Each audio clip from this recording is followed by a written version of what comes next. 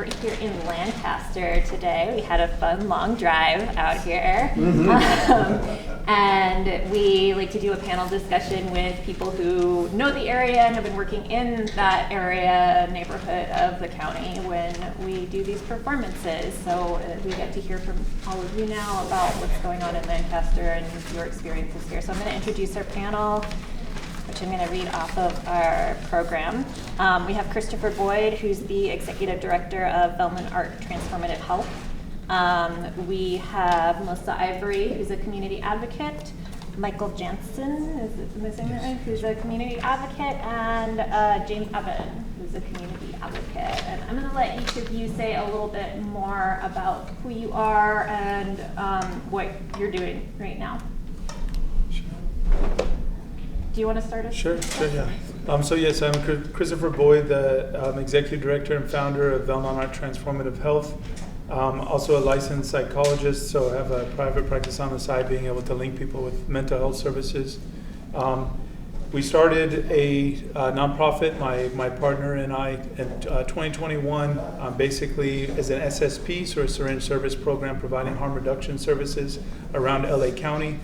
We quickly realized the need up in Lancaster, spot one, because there's no services like that. So we set up here about 2.5 years ago in Lancaster and been able to provide harm reduction services, linkages to mental health, substance use treatment, intensive case management services, and basically direct outreach to primarily unhoused people around not only Lancaster but throughout LA County.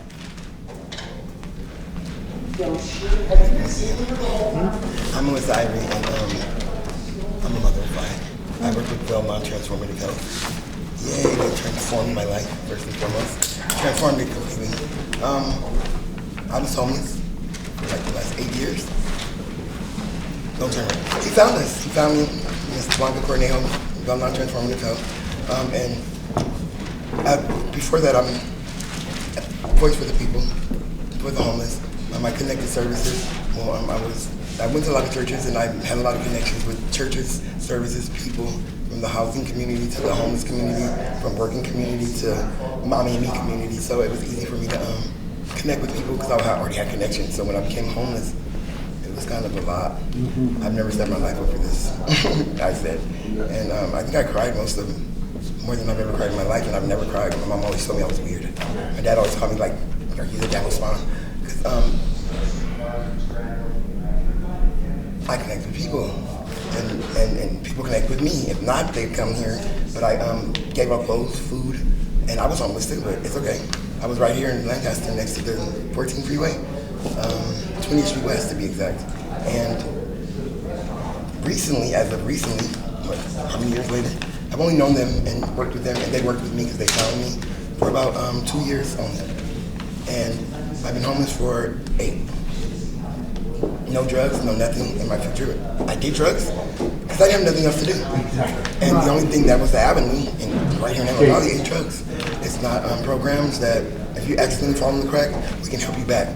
No, they were telling me that if I didn't do drugs, there was no connection to no programs that was set up to where it can help me. But if I go do drugs, yes, we can help you. We can set you up with reunification, we can get your kids back. But I didn't fall in that crack. So it took all the way back to where I'm here now. I just got my keys to my place. I'm an advocate, and I'm going to be an advocate for the people and for me, because I was the people, I am the people, and that's what it started with. VelNonArt, if it wasn't for them giving me my stepping stones to start stepping again and let me know that they were my floaties, regardless if I feel like I'm going to go down, they still got me above water, I wouldn't be here. I wouldn't be here, and they transformed my life. And they say, I did it, because you got up every day and you did it. And who are you? God sent. He's the angel that camped around me. He already had camped around me. And I went to jail for the first time last year in my life. I'm 40 years old. A mom of 5. I didn't set my life up for this. I just really didn't. My friends and friends didn't have nothing to do with this kind of life. So I'm like, why am I here? But God brought me here for a reason, to be the voice. And I dreamed about this. But not this panel, not me here, right here in this setting. I dreamed about this a long time ago because I am this. And I didn't know that he was going to take me through every stages to be speaking right here and be this. So I thank you guys, and VelNonArt Transformative Health first and foremost. VelNonArt Transformative Health. Yeah, and as I work for, that's what I'm going to be for, and I'm for the people. So hello, that's my story. Yeah, great.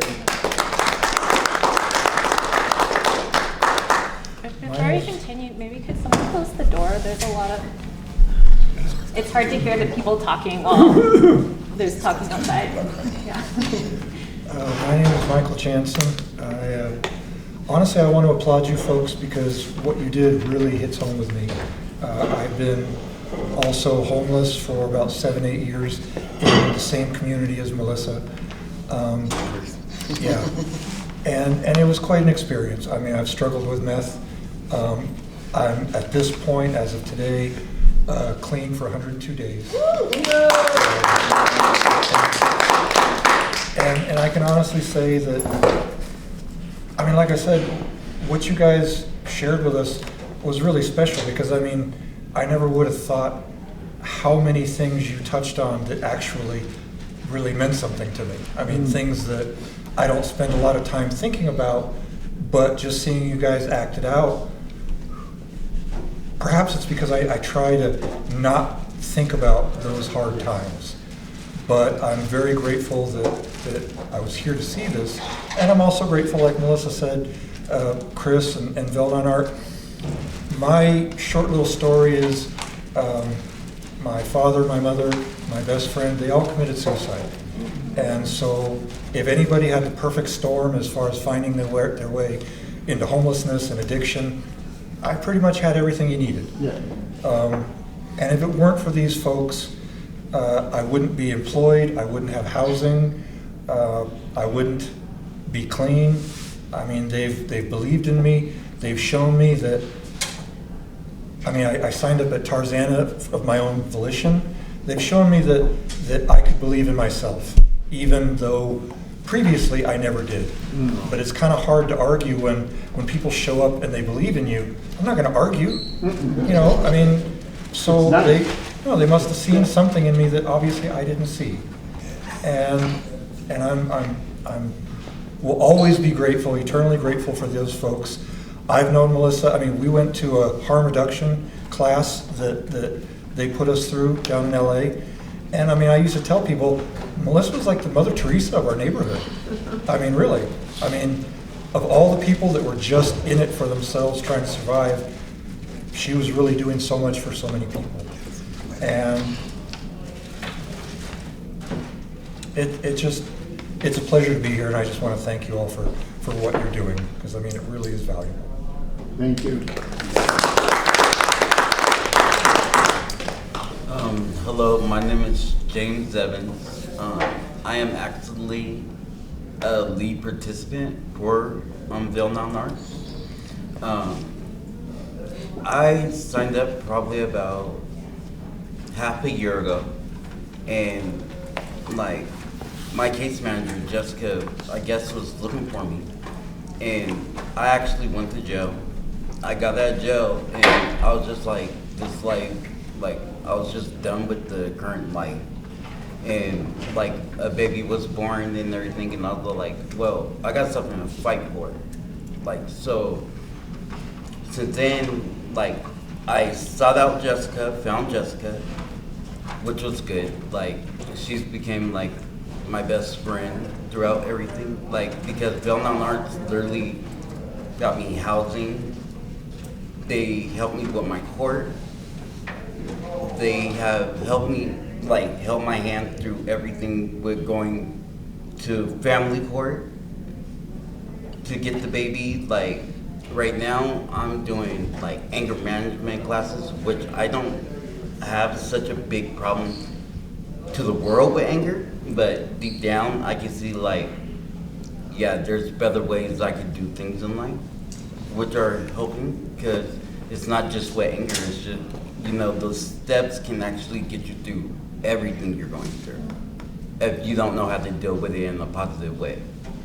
And then, like, I'm starting therapy with Chris. So my main thing is, like, me and Jessica always joke about it, like, I'm gonna be the poster child of VelNonArt because I'm going to school right now, and I'm going to school for early child development, and I want to actually figure out how to be either a social worker or a guidance counselor. So that way I can actually work for VelNon. Like, so I've been asking how can I literally volunteer and do stuff like that, because I want to do something positive for the community. Like, just leave a stepping stone to myself when I leave. So that's pretty much it.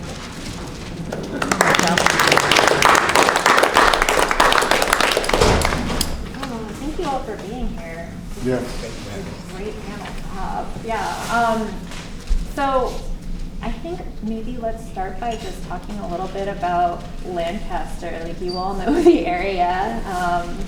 This is new to us. What's going on up here? What does it look like to not have housing in this area?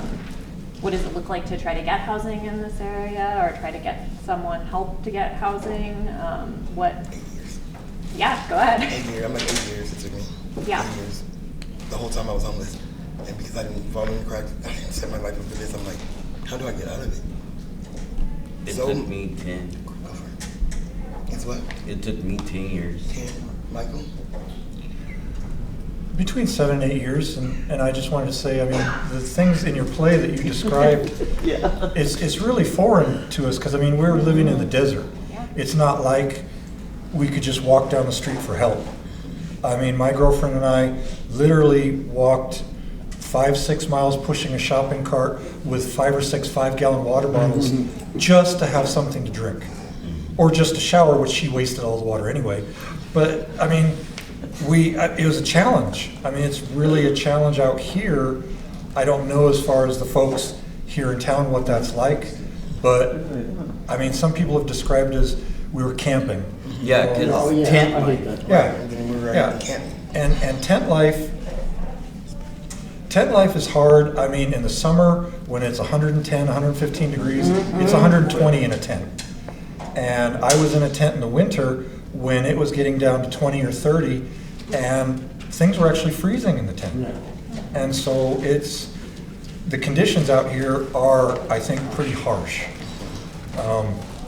But nonetheless, I mean, we're living proof that, I mean, one, that we can survive, and two, that there are resources that can, if we want, actually better our lives. Well, that's true to a certain extent, because in some cases you must qualify Oh, yeah. to even get into a homeless shelter. MHA, Basta. Yeah, but Valley Oasis. even then, like for a single male, it's even harder, and it takes longer to even get any of those programs. Do they even have programs that's set up? Yeah, they don't. And some of us, in like some of our cases, like we don't have a choice in it, because where you're on drugs or not on drugs, you still have a certain protocol that you must go through just to even be able to talk to somebody. And a lot of times they just shut the door and say, "You're too young, go find a job." Yeah. How are you doing that when you're homeless? Because you still gotta be able to shower, be able to have your uniform clean, you still gotta be able to get there and all that. So there's a lot of problems that we have just in that. Right. And main problems with no programs set in place. Yes. VelNonArt That's is amazing. Yes. I mean, amazing. And I don't want to cry, but they're amazing. I started something at the beginning of this walk, because it's called My Lonely Journey Home. I've been writing it since I've been homeless, every little step of the way. They found me. They're amazing. They were part of my amazing grace. I'm working for them on the payroll now for 2 years after they sent me back to school. We graduated, and that was a joke at first until the day had to come and they pulled up like, it's for school. Are you ready? I'm like, oh, y'all wasn't praying about that. So today's the day. I'm looking like I'm arguing out there. I'm hungry. I'm starving. I'm like, I looked at everybody like, today's the day. Today's the day. I don't know who I was waiting for. I know I was waiting for somebody to pull me out. They gave me my stepping stones. I didn't think they were right, but they were on point all the time. And I'm like, why can they be late once? And I'm like, okay, well, these are the people I need to follow. I've never followed nobody in my life but Jesus, but Jesus must have sent them. That was the third boat. He sent 3 boats and left. Okay, look, if you ain't got me by name, I'm out of here. Like, Bye-bye. you know, so if you really want it and you wanna do whatever it is or get out of your situation, you'll see your sign. You'll know the way. Even if you don't know the way, you know to stop like, oh no, this looks familiar. Yeah, I'm gonna go find another one because it's another route somewhere. VelNonArt was the route. And they had routes to routes to routes to routes, and they were on point to point to point to point, period. But like the kids say nowadays, and they were right there the whole time. First time I went to jail in my life as an adult last year. I was wondering who my therapist was when they said that they showed up in court. I'm like, therapist? I only volunteered for this one company, and that's it. Because I stayed in the desert, and I vowed not to leave the desert until I left the desert. Until I left with their word, everything, they came back with, hallelujah. And they're like, yeah, but VelNonArt. They were there to pick me up for work, take me to work at their place, and I was only volunteering before their doors even opened, while they were doing outreach. VelNonArt was it. They took me to get my birth certificate. Everything that I crunched in 8 years, they provided help to do within, like, Blanca said, it was the February, and she's like, you accomplished this whole list, you crunched it in 8 years. And it's not even your anniversary yet, it was August, and my anniversary was this past February. That I started this list, I started like following them literally, like they're on point too much, so this is my way. But to be right here in Elmo Valley with lots of all these programs that get so much money, and the little programs that actually count, or actually does something, is not being exploited. It's not even being said or spoke upon. Mainly funded. Like, you guys are giving money to people to sit still. And you guys have no investigation, you guys have no backroom, you guys have nobody checking in on them, checking in on paperwork, making sure that the process that's set up and set in place is actually followed. Like, I used to be a mystery shopper, and I would go to different motels or wherever they sent me to see if, for the people, is the money being used correctly. I just did one while we were at school, right after school. I'm waiting in the motel room for my housing recently this year, and I had to do, for the people, a motel check for each motel. Are they using the money right? Are they getting all their worth out of their money? Anybody who comes through, they're homeless, and we're in the building where all of us was homeless, that they housed us at, waiting on our housing, and I've been in waiting since December 24th, Christmas Eve. They called me. I'm like, you're supposed to be gone, Chris. What are you gonna? I'm still in Elmo Valley. What? You guys live somewhere else. You guys have been gone at 4:30, and you're still here. Yeah, we're waiting for the vouchers to come through, and they just came through. They meet us at the motel room. And I did. And then when I did Christmas Eve, God bless us. Yeah, oh my gosh, I'm trying to cry. So yeah, when I started, and I'm like, I'm gonna do this mystery program while I'm in this motel room, since I'm gonna be here for God knows how long, but VelNonArt got me. Whatever it is, they got me. So I'm there, and I'm checking this checklist that this job wants me to do, the mystery shop. Are they changing the sheets? Are they changing everything that us, as the ones paying our money, homeless people, care about? Even though I'm homeless and a program is paying for me, doesn't mean you can check my bag, okay? Doesn't mean you cannot come get my tissue every day. Like, it does not mean I'm excluded from the world of human being. I'm still human. Yes, not an animal. Right, Brady said, Don't treat me and like we are still human. We're just categorized in a category that's placed with categorized emotions and direct names, or set places where we have to be, or even if you don't, you fit the description to be here, and it's like, I'm not that. You guys places as a drug place. I'm like, where's drugs at? Where are the drugs directed so we can go tell them out this field right here, because we don't do it.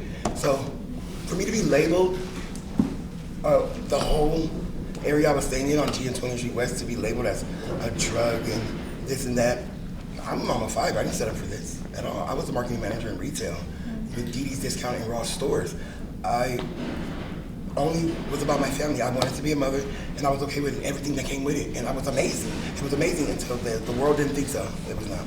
I was too happy to be something that should have had problems, should have had this and that, but I didn't set it up that way, and I didn't start that way.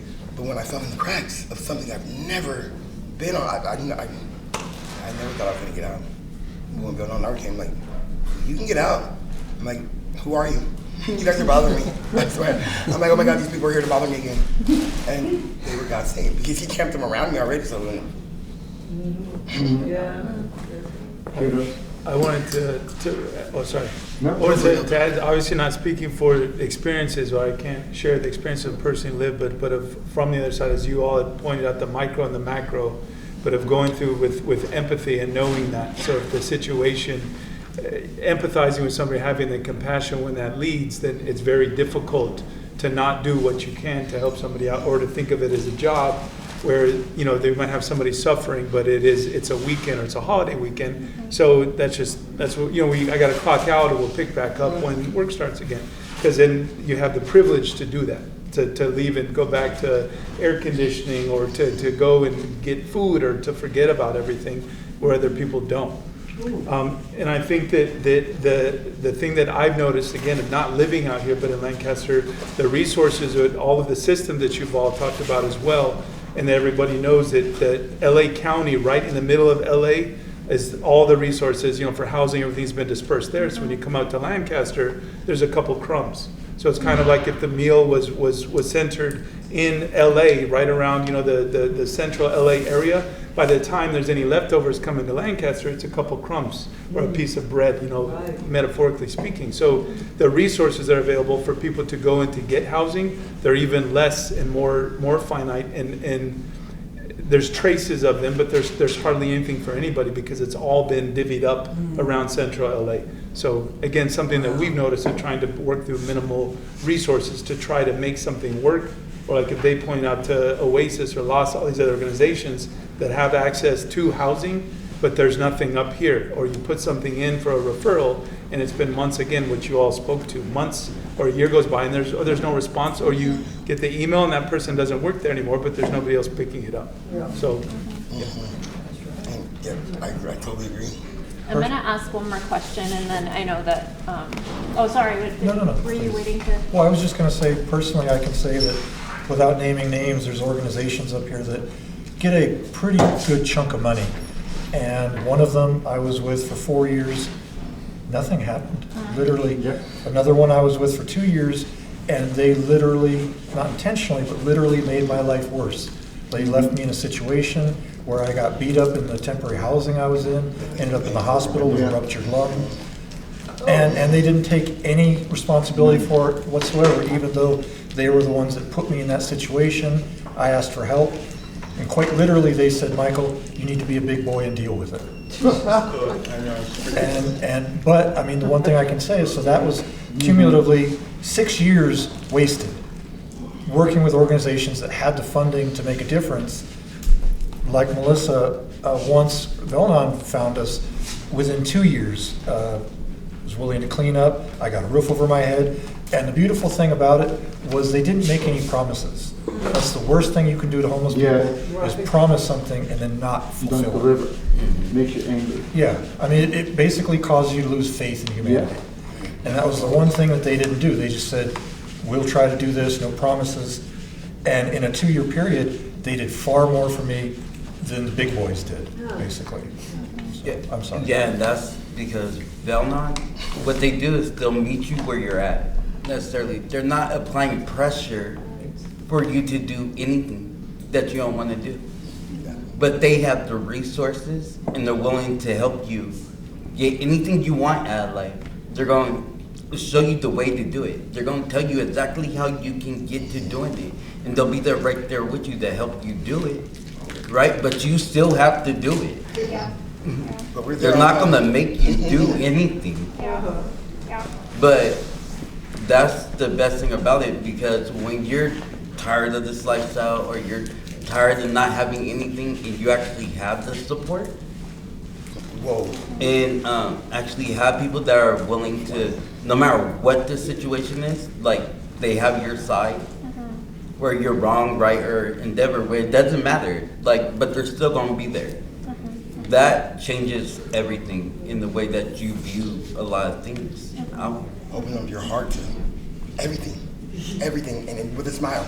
And Yeah, don't even know 'cause what's coming. I don't Like, I don't believe in working for free at all. I work for them. Not even a little bit. Not even a little bit. Not even a little But bit. I'm willing to volunteer for VelNon. Right. Like, because they show me like it's not for free. Like the satisfaction of helping somebody, like the smile, like that could be payment. Like in a lot of ways. Like so. Yeah. Clear it up. Our motto is, we meet people where they're at. We don't judge them on where they want to be. We meet people where they're at, and we don't tell them where they need to be, and we do not judge them on where they want to be. Yeah. It reminds me a lot of Tone's monologue in the play too, where he's talking about like de-escalating and then he brings the guy a pizza because like he needs a pizza in that moment, you know? Like sometimes it's just something small and meeting people where they're at when there is that thing. Just being heard. Yeah, that Yes, being possibility. seen, being heard. Yeah, Actually knowing that they see you. Yeah, that's Yeah. what I mean. they go into like very bad areas, right? The worst. And where people are actually actively using drugs, right? But one thing that's cool about it is they'll provide you with utensils so you're doing it cleanly. Yes, They're not you're right. providing you with drugs, You're right. but you're going to use them anyway, so they're going to at least help you with the utensils you can use, so you're not getting hepatitis, you're not passing along HIV or anything like that. So that's literally. And we are harm reduction specialists. Yeah. Now, VelNonArt. Yeah. Oh, cool. Nice. Right. Went back to school and graduated out of their pockets because they didn't have any money. The county wasn't assisting us with anything, from my knowledge. And I told him, I'm going to get the roots of this, okay? Of the roots of VelNonArt. He's like, what? The roots, underneath the roots. Yeah, Like, definitely. so yeah, out of their pocket, they took the fact. So we graduated and we're, it's harm reduction specialists now. So Wow. it's harm reduction. Yeah. All right, thank Don't you. cry, don't cry. I'm gonna ask my one more question. And then, because I know these folks probably have some questions they want to ask too, but I just wanted to ask you all about art and your creative practices, because I know that VelNonArt is something that does a lot of this work, but then also does artistic practices and Like that our brings shirts. creativity into it. And that's something that Los Angeles Poverty Department does Yes. too. So I think that, it's a really nice match in that way. So I'm just curious for you all, do you have an art practice? Is it something that you bring into your work? Is it something that you think about alongside everything else that you do? What? I didn't think about art. Yeah. So, Chris, go ahead. Well,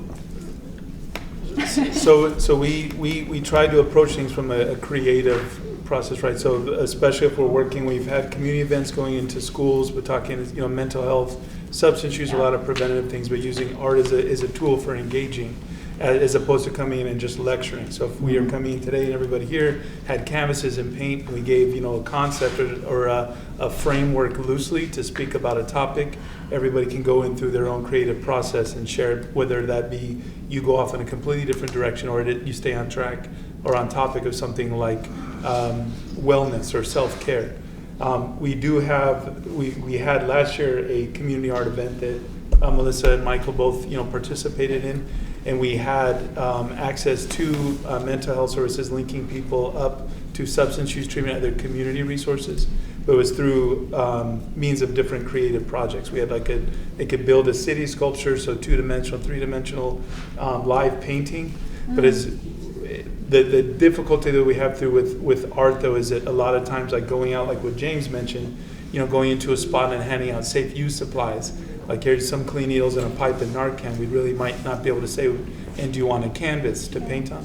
But we have given out watercolors and sketch pads and basic portfolios for people to paint or creatively express their experience, and something we're working on right now with more spoken word or musically inclined people is a way to facilitate community, develop community, and then obviously is a way for people to find their voice through different creative means. He is the artist of VelNonArt. Yeah, he's the artist on all the shirts. All of our Yeah. shirts. Yeah. Yeah, No, and you can tell that's mine the is best like. t-shirts in I- LA County. I believe that. That's on record, yes. Well, he created them. If you can see the pictures, this is a head with all of, I don't even know what coming out of it, but everybody can relate to that because it's our heads. Imagination. Right. Mine is everything stacked on top of a basket. Right. I mean, half their life that we push around the street. That was me on Skid Row. I had everything To on my answer your back. question, on the I wheels. draw. Yeah. wow. So that's something I do. I didn't think So, about art at all until. Do you have a t-shirt? no. I think you'll be getting one tomorrow. Today. I see it in your You were future. saying that you write, weren't you? I write, yeah, but I never That's thought art. about art until I met VelNonArt, and I'm like, hold up, I can write and it's art. in the form of art. I gotta be honest, I can't draw stick figures. Okay. But I mean, I do have to admit, what you folks did and what Chris does, it's a really good medium for expression and communication. Through art, So- yeah. You guys opened my eyes, and I'm quite sure that you guys are going to open millions of more through art. And they're actually, we didn't start with no pen and paper, or I didn't even know of art source, but when I started seeing our shirts and the business, and their motto is what they are. It's not what we posted on the internet and we do these services and this, and our model for the company that we created is this. But your actions are like, what the, wait, hold on. Is this false advertisement? Are they allowed to do this? Because they're with my mind. And I'm already out here in the world that I don't even know about, so I'm already trying to, is this right? Is this real? Is this not? Is this true? Is this? I'm already myself. So I'm like, okay, but their motto is them, and they are their motto of their company, of their business, of everything behind it. And I'm like McDonald's. I'm like, loving it. Yeah. Yeah, it's cool because the simple fact is they really haven't had their funding long, and like Do they have this funding? is like a trial and error, like it was trial and error because they just started this, right? And like when I signed up, I did not know what I was signing up for at all, and they kept talking to me about it, and I was just like, yeah, whatever. Yeah, whatever. Because I would go to the van, but I necessarily wasn't getting drug supplies. I just wanted the oranges that were in the bag, Sneaky snacks. the snack bags. Literally, that's what I would go and get the oranges. And then one day, I was walking down some stairs, and then two of the other case managers were like, "Hey, are you James Evans?" And I was all like, "Who?" And they're like, "You." I was all like, "No." And I started walking away, and then I was all like, "Yeah, I am. All right, take me to Jessica." Like, so ever since then, like, she's been in my life, like. Bugaboo. That's Jessica too, right? No, but it's You're good. Jessica. VelNonArt Transformative Health. Ah, kudos. But it's so good though, because of the simple fact is, it's like having a little conscience on your side, like just roll your neck, like anything I may need in anything, because I literally am able and feel comfortable that I talk to her about anything and everything. So like she's there for me with court, she's there for me with going to school. Like if I have to go to the doctor, she's there. Dentist. Yeah, dentist, everything. Eye doctor, yes. Everything. And believe me, if I say I want to do it, or I even mention that it's something I'm interested in, well, at that point, I should have just said, Jessica, this is what we're doing, because at that point, that's what I'm now doing. So, Right. so it's just good because all their case managers are the same way too. It's all about trying to get us into a better standing and knowing us necessarily. That's great. That So we're it's all still like- positive. Right. We're still And everybody is willing to take everybody in. Yeah. Like, so that's why I'm so thankful for Chris for even starting this, for being the person he is, because he actually does a lot for a lot of people, and people would not even think it. Just like me, for my first impression when I first met Chris, I was all like, oh no. Oh my God. Like, I know he's looking at me like, but no, it's not even like that. Like, he is actually one of the coolest people I've met, and like very supportive in a lot of ways. So I'm very thankful for VelNonArt, Right. like because they actually got me in a positive standing with myself, and like I'm really gonna be able to do wonders in this world, and I appreciate it. Yes, I agree. Because I wouldn't even use those words before I met you. He's gonna Wonderful. disappear Great. under No. his chair. Like, I'll get by. I'll get by. Yeah, I'm using those words. This is wonderful. I'm going to be wonderful. We're going to be wonderful. And I've never thought about using wonderful. Wonderful where? Lancaster? Yeah, right. Ooh. I'm just going to be me. I just hope I make it to the part over there next to wonderful, because I don't even know what wonderful is. But Yes, they open doors that's not even open in me, eyes that's not even, I don't even have yet, but because I already like, know about it and VelNonArt's here. The possibilities are endless. Yeah. And so go for his connection with our other main directors, Melissa and Mrs. Cornello. They're not here today, but yes, with them three, they're not a part of my Amazing Grace. They are Amazing Grace. It's beautiful. Yeah. Thank you. I'm gonna open us up for if anyone has some questions they want to ask. I see Iron. First, I just want to say kudos, because right from the start, when I did all my research, you guys captured my heart. Because you're new, and what you've done is what we do at Skid Row History Museum and a lot of the 501c I do, is you just bravely leap into the unknown and you become known. And that's where the magic happens. And what you guys have done is just, it's fantastical. But what I've realized after listening to the panel, because I didn't know who the panel was going to be, you hire from within the community. Something very rare. And in LA, you think LASA was corrupt, so it closed down. So many of the big organizations, 66% of the money goes into raising more money. It goes into administration. So things like the COVID hotel, what they did there with no money and transforming, those are the things that got like 12,000 people housed. It got people off the addictions, and it's everything you guys are doing. And I've always believed what got me off the street, it's been 8 years since I was homeless, and what got me off the street was art, music, theater. When you do what you love, every day you rise above that misery because you meet people in your community that's your family. They restore your dignity. They give you the pride and the hope, and you're able to cope, and you just rise higher. But my question to you is, well, I'm a homeless advocate. And in my homeless advocacy, I never tell anybody what you need to do. I simply say, what do you love?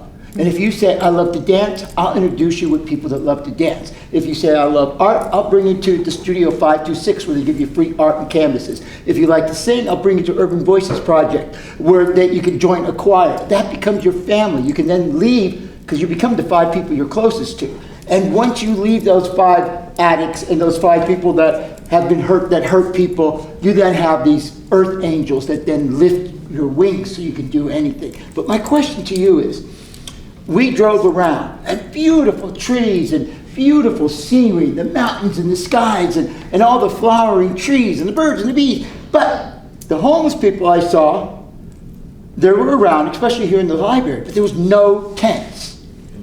And what I read was that Lancaster is really against homeless people. So where do these homeless people, if they come and they have a backpack or a tent, what do you do with them? Where are they going? And how are you going to help them in the future? You don't go nowhere inside the city. You're not one. Yeah, not my back door. You're not Remember yeah. saying I did. You're not Well, one. where the homeless people go, Yes, that's what I was okay, curious. is where the tunnels are, the aqueducts. Next to the freeway. That's They where hide you're under- at because it's illegal to be homeless in LA County. You But- cannot pinch a tent in city limits. And if not, you're on the outside. So outside. what happened was everybody, all the homeless were by the freeway on ramps at first, right? Yes, we saw But it. then you started going to jail for it. Yes. So what happened is we had to relocate somewhere. So we went to under the tunnels. But the problem with that, when it rains, Yes. you're in danger. So they come out a week before it's really about to rain real bad, and they bulldoze all the tents, Sweet, all your yep. stuff. Arrest And once. it's, yeah, Lock 'em up. then you get arrested. There's nothing you can do about it because you're not supposed to be down there anyway. It's so So- sad. It's atrocious. Yeah, So so what are you that's doing where the about it? homeless are. Coming together. But what they did make was way out on Avenue F and G, they made like a little encampment for the homeless, but it's so far out from anything that Those nobody goes services. there. No. Yes. And not only that, and that's us over there. That used to be where we came from. Where the trailers and all that is. Yeah, we started with the 1 trailer, 2 trailers there, and then Yeah, the problem is too we're on many one fires side, start out and then they over push us there. over because right over F, it's not a part of Lancaster no more on the map. We don't get to vote anymore. And then not only that, you're part of Kern County, so we will not give you You're guys not services. human beings. We will not give you guys services, period. Like, Yeah, if because don't you have an can't address give within food that you can stamps use, we can send something and to you. GR there either. You're not allowed to.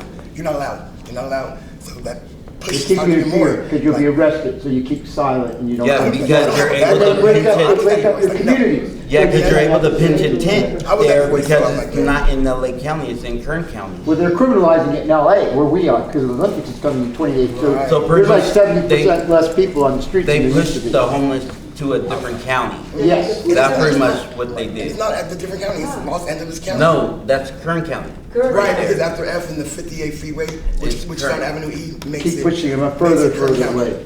So, Away from makes services, our where they'll whole die. town, makes It's cheaper to our- kill them than it is to house them or to put Yeah, them in that's what our prison. expert said, our mayor of this city. Yeah, give Melissa, us you were spit starting on. to respond to, Yeah. he had asked, what are you doing about it too? I want to We come in a voice, like I'm coming one voice, because all of our voices Yeah, are separate. come together. It's just an echo in the wind. Uh-huh. And you know, voices travel in the wind.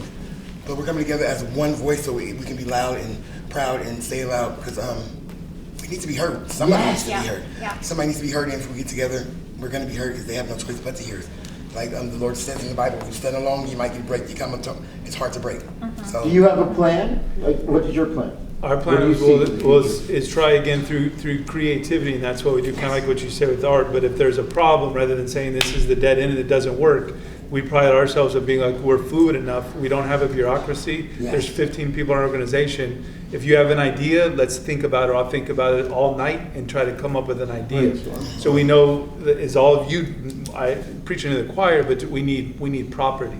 So we need to find a way to invest or find people to invest in a property, get people in, and then what exactly is all you pointed out, having some full wraparound supportive services in that property for housing first and foremost, and then medical visits, mental health services, everything that comes there, and also employment opportunities to train people for gainful, sustainable, permanent employment. So ours is a question really of trying to find people, because it's as a nonprofit, you don't have $500,000 or $2 million to put down to buy a property, even though we could creatively find a way to lease it or find funding from different sources to make it sustainable. You for need a people. celebrity funding. right. You need to find a Don't we celebrity. all? Yeah, I know, but I think you guys can have it because the celebrities, there's a lot of celebrities in the desert, and you're really close to the desert.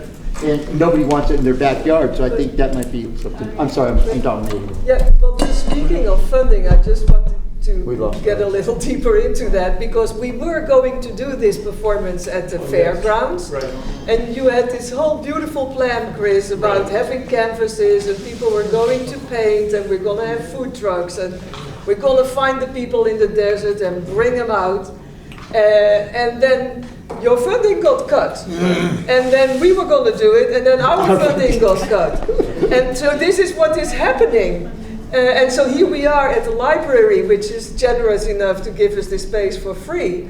But like there are not 50 people here, it was very difficult to get everybody to get here. So how are you dealing with that? And how much has, yeah.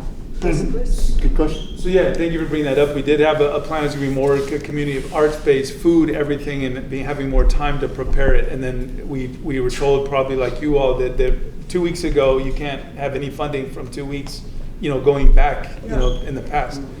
So right now we're still we're trying to be creative in terms of the funding that we can have, and that's what, again, through creativity, like as I said during my introduction, starting off as an SSP. So we initially started, our first funding was a syringe service program to hand out safe use supplies, naloxone, Narcan, but then also to expand. So case management services, doing something related to public health, public safety. So looking for different funding sources, almost becoming like a chameleon, rather than saying we're just this. We're only providing mental health services. Oh, that got cut. Well, we don't have anything else. So kind of building out, again, creatively our portfolio. So we have mental health services, we have substance use, we do street-based medicine, we have intensive case management, we have re-entry services and employment services. So we now can apply for 10 different things, and if we don't have one, we can creatively think, well, how can we build that up or tie that into something that we have? So that's what we're always trying to do, that to not get caught in the dire situation of the reality of the way that things are, especially, different populations. I don't need to go into all of that, demographics and communities, but so we don't get caught in that, which is so easy to do right now, of hopelessness and apathy, and what's the point, and it's not going to get any better. See why they're amazing grace? Yes, no. Oh my gosh. Tom? So along with that, in the play, we make reference to Housing for Health a few times, and I don't know to what extent. So we're in a county library, but yet it's the city of Lancaster. And I know you have some challenges that people in LA don't seem to have, like some of the things your mayor has said. But Housing for Health, whether the Housing for Health as it currently exists is about to become much, much bigger, or the county, now that they've taken their money out of LAHSA and are going to create their own county homelessness agency, they have stated whatever they're going to do, Housing for Health is the model for it. And if you look at the policies and the things that Housing for Health does, it's very similar to a lot of what you're saying. So I'm just curious in terms of what's going on, like throughout the whole county, but like the Los Angeles Times seems to know a lot more than whatever your Lancaster newspaper is. So I'm curious, like, how do you, in a week from now, a month from now, 6 months from now, knowing that the county is going through this massive transition right now, how do you see yourself connecting with it all? That's a good question. We try to stay informed, but being so small and being on the outside, we also don't. It's kind of, again, like asking for scraps from the table. So there's things we don't have. Nobody's calling us to say, hey, we need to have a staff member representative from VelNonArt to come to this big county-wide meeting in terms of what is happening with funding and resources. It's we just get caught kind of on the tail end. Like a perfect example, LA County SAPC, Substance Use Prevention Control, which also is linked up with the Department of Public Health that provided our certification to be a syringe service program. They're being absorbed and moving under the Department of Mental Health. So if you look at Department of Public Health, handing out safe use supplies is to decrease, like James said, to stop the spread of HIV or Hep C. That is a public health issue. So that there's a contradictory nature of that, of moving it under a mental health organization, because that's just acknowledging a substance use disorder. So, but anyway, my point of saying that though is exactly like you said, we find out kind of a week or 2 months, or hopefully not too far, out from when something is happening, but to try to again be proactive in terms of the available funding or resources that might be available, and then to try to creatively pitch a program, but that we're already working to do, which is ideally, as we pointed out, if we had a building, it held 20 people, we can go in there and with intensive case management, daily visits, everything that they would possibly need to have that be sustainable and be a model. But I personally don't know enough about Housing for Health, and we're not in any conversation or discussion with them to know if that's the same model, or again, if they've got millions of dollars to just go buy a few properties and make that happen, or we're still trying to get the balls rolling in terms of where do we get some capital for them. Yeah. That'd be an amazing vision, though. We're a movement. Yeah. Remember I told them, we're a movement that can't be stopped. They let us through the door, and we're just, I'm not saying we're going to outshine them, we're going to do our jobs, we're going to do what we love, what we're there for. Enjoy the journey. We all came to connect, to be one whole, to make more of a whole, come together to make it bigger and bigger, because we're not separating and making cities and all that, we're trying to make a congregation, trying to make a nation. Nationwide is not on our side. That's why they're nationwide. I'm like, that's why they're nationwide. They contradict their whole contradictory saying in one thing, and they're like, oh yeah, nationwide is on my side. They said they're for the nation. How are they on your side? Like, they're on the nation's side, and then yours, or within the nation. Like, okay, but we're a movement that can't be stopped, and I'm glad to be a part of it. I wanted to add something to this gentleman's question. I think it's really important to realize, I'm somebody who has no family. Melissa was one of my first friends out there, but never in my life have I ever seen as much generosity and sharing and community as in the homeless community. Right. I go to Tarzana, and one of the things I tell people at Tarzana, which they already know, is it would be hard to find stronger, more resilient people than people that have had addiction, alcoholic problems, have gotten through it. You just can't find tougher people than that. And lived experience. Yeah, and that was one of the things, going back a little bit further, the agencies that I dealt with in the past, for the most part, they were people collecting a check. And there's a big difference between somebody coming out and offering help, who's just collecting a check, who's just trying to fill their hourly time, versus people coming out that you can tell they understand what's going on. You can tell that, yeah, that they have empathy, that they really truly get the pain that you're feeling and what you're going through. And being homeless, that is incredibly valuable. Because, I mean, there were people literally that came out, and I'm sure Melissa's seen this out there in the desert.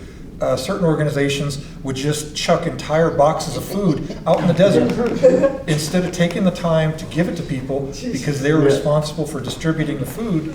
But as long as they could tell their supervisors, yeah, I got rid of this much. And I mean, there was so much food wasted, so many resources wasted. I mean, my caseworker for one organization for 4 years, he didn't even so much as smoke a joint in all his life. Okay, so, I mean, he was a nice guy, but how is he ever truly going to understand my situation? You know, and I mean, there's just a big difference. You know, I mean, Chris at VelNonArt, they're putting together a team of people that want to make a difference. Nobody's getting rich, they just want to make a difference. Right. So. And I think that's the ultimate question, like, especially here with your mayor and the whole situation. Where is the empathy? Because everybody has empathy. Everybody has. Well, how do you bring it out? I think Through art, They have to stop thinking for themselves and thinking that it's all about them because they're the mayor. You can ask for help too. I thought I could never ask for help because I was a bomb.com. I got this. Got 4 kids on my back, 1 stroller over here, 2 of them right here. And they're like, you need help folding that up? No, I got this. And they're like, okay. So I never thought I needed help. I never thought I needed a support group. I never thought somebody would support me or I have to ask for the support. But when the support presented itself and I didn't know what it was because I didn't know I ever needed it, it was like, Never seen it before either.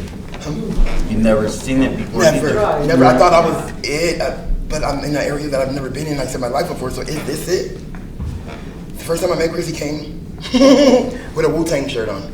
I'm not racial or anything, but I'm the voice for the people, and I lived in the desert, so. They're like, Melissa, some new people came through the desert.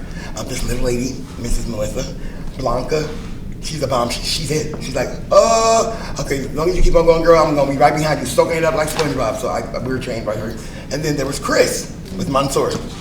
I'm like, oh my God, she's like, Melissa, we have to go grill him. I'm like, so Melissa turned around when my boss, she said, I look like they're waiting for you to speak. And I'm like, looking at them like, gosh, guys, you guys can grill them yourself. But I was the voice for the homeless people, still is. And they're like, what questions you want me to ask them why they're here. Tell them the needles that they give us is too big. If anybody ever's trying to start it for the first time, they're gonna bleed to death. Like one of them is like, oh, so furious, Boston. I'm like, okay, I'll let them know. But let them know that we can die. If somebody tries it, them needles. So you know what they did? I told them and they switched them. Boston became, Boston became like open to them at least because the desert was not open to anybody that was trying to set us up, calling us a name, putting a name out there for us. But Chris had a Wu-Tang shirt on. And I'm like, well, I know what my question is to him. It's all tattooed up like, oh, he's a gangster, huh? He ain't even in the hood, he outside the hood, in the desert hood. Like, this ain't even, what? When Wu-Tang, huh? I see no African-American people around. And the Wu-Tang shirt, it just only had a Wu-Tang's face, and at the top of it, it said, out of the zoo. Now, I wasn't thinking racial or anything, but I'm like, wow! I have a question. Brooklyn, too. Brooklyn, I think it was on my back. It's out of the zoo. We all see what we want to see, yeah? Right, so I didn't see anything else. I'm just like, tattoos, Caucasian man here with the what exchange, and he has Wu-Tang on his shirt. They thought he was an undercover cop. Well, yeah, we all did. And I'm gonna salt this cop. They know I'm gonna salt this cop out. I'm gonna look him in his eyes, and I'm gonna see if he looks back. I'm gonna ask him these questions and see if he's about that. And he's like, if he's lost, then he's not what they think he is. But if he answers like a certain way, whoo, brace yourself with the answer because that's when we became, our answer's gonna be, you know? So he's like, with his Wu-Tang shirt, I'm like, hey, your name's Chris, huh? So what made you wear that Wu-Tang shirt this morning? And like, Mansour head comes up and he turned like, I'm not gonna give him the back, but it was either this shirt or a pink shirt. He won us with that one.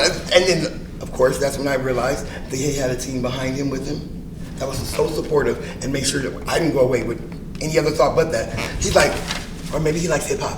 I'm like, oh, that's the answer I was looking for, but I wasn't there because he was okay with the pink shirt and we were okay with the pink shirt. But how supportive is your background? Like, he's like, I see some of them skeptical, boom, and they jump right in and helped clear us all up, and that's where we've been. And they're the only ones allowed to come through the field, still to this day. And yeah, So it's just a matter of if you love your job or not, if you want to do what you want to do or not, if you have empathy, if you have compassion, if you can set aside and put yourself in that shoes. If you can vice versa yourself with whatever you're dealing with, that's not you or of you or never have been, that's called expanding, that's called growing.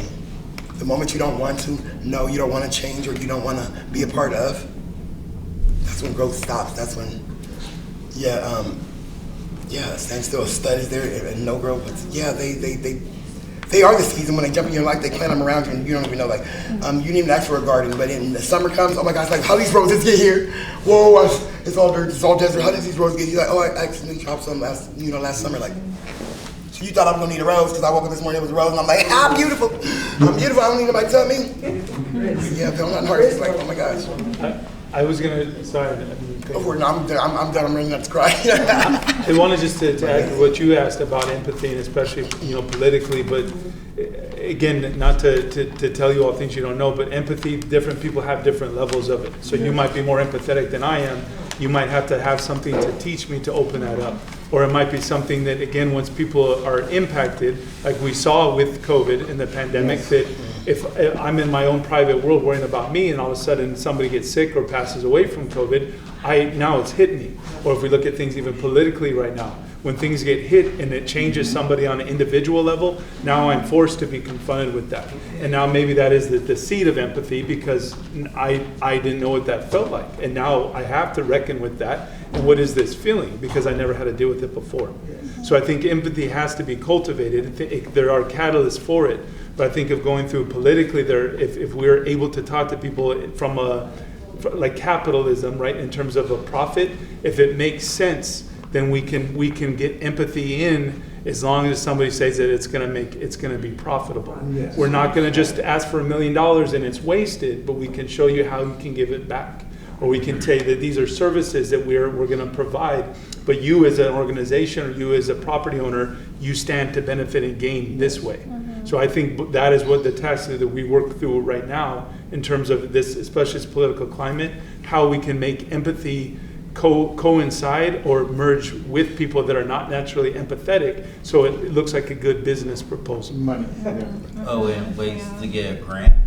Ways to get grants, yes. Yes. Or a property manager. Beneficial for both parties. Right. That disagree, they can agree if it's going to make the community come alive. Absolutely. And also save, you're going to have less in hospitalizations, you're going to have less in prison, it's going to cost you less to invest in us. Right, yeah. And we because pay X amount per room per person, so you're housing people, and you get to make a little bit of a profit. Okay, excellent. Because you can't go and say there's everybody in this room, it's just, can't you practice empathy and compassion? Yes, we can agree to disagree as long as we come together in humanity. Exactly. Gotta come together in things humanity. break down, Don't. Opportunity. About. Right. Yes. When things are broke. Yeah. Don't fix And it. this really happened in, the people who worked in these hotels. Yes. Were not regular, nurses and doctors. There were people that had Drug families addicts, at home. prostitutes. There was no vaccine, Right. and they did it. And it was really amazing people that worked at these places, and it changed their lives just as much as They changed others' lives. Doctors and nurses. Yeah, they were doctors, Yeah.